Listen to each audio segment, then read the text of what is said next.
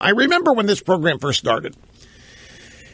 And for the first 2 years intensely, but even the first 4 or 5, drive-by journalists would want to interview me. They said, we never heard a program like this. David Brinkley interviewed me for This Week.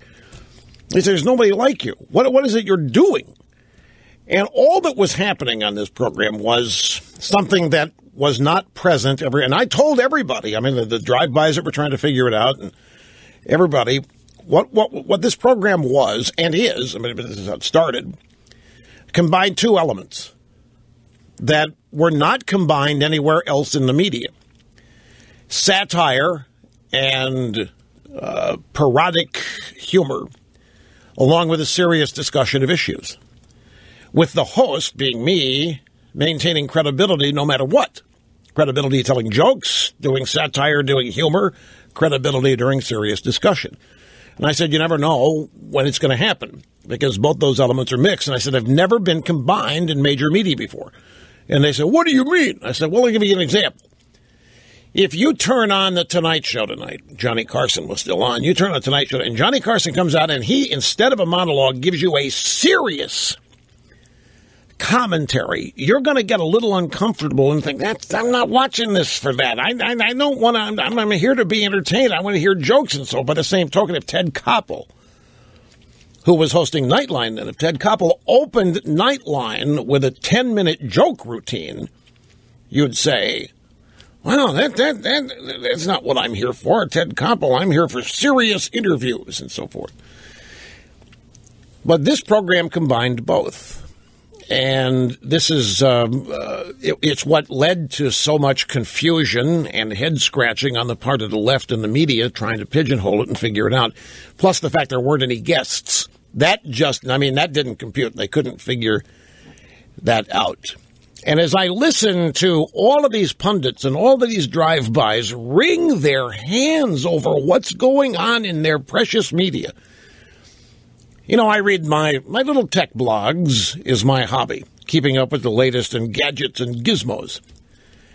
And there are a couple of these tech blogs that actually delve deep with blog posts here and there into our culture, and I find it fascinating as a study because they're millennials for the most part. And one line that I saw last night, it almost made me want to just, well, not cry, but it was. I guess I'll admit it was a little bit frustrating because these are otherwise smart people. And this guy said, I don't know who it was.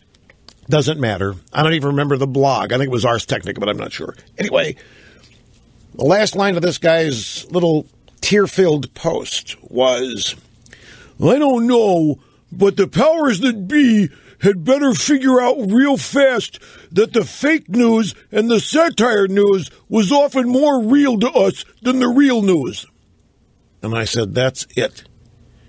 The satire news and the fake news was often more real. Oh, and more accurate. The satire news was more accurate than the real news.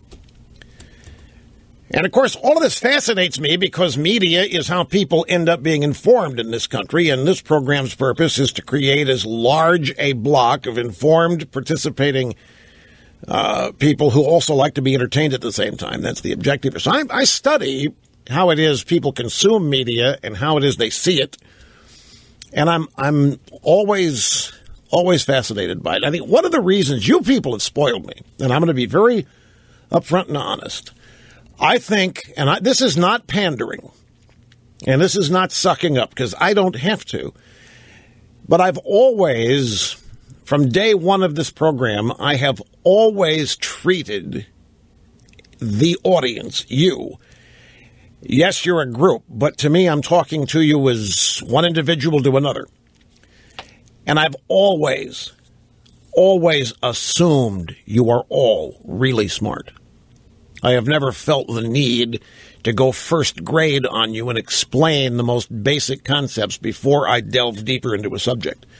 I have always assumed the intelligence of people in this audience because it's valid. I have never pandered to it, and I have always respected it. And this is another thing that I think distances this program and others like it from others in the drive-by media. The drive-by media does not look at their audience that way. The drive-by media, no matter whether they're telling jokes or whether they're doing serious commentary, the drive-by media, the entertainment media, looks down on their audience. They don't think their audience is all that bright. Think they can use them, manipulate them, and in some cases have outright contempt for them. You ever called a television station or a newspaper to complain about something in the news? And they'll tell you basically, well, you don't understand what we do here. That's not bias. We're not liberally biased. You just don't understand what we do. The news business is the only business I know of where the customer is always wrong, by definition, but not here. And I say, you all have spoiled me because I treat this audience as just as smart as any group of people in this country that I could encounter, and in many cases, smarter. And I deal with you and I treat you that way. And believe me, it's a blessing to have what I consider to be an intelligent audience and not have to sit here and pretend, and not have to sit here and talk to people at a kindergarten or grade school level. You do not know what a blessing that is for me.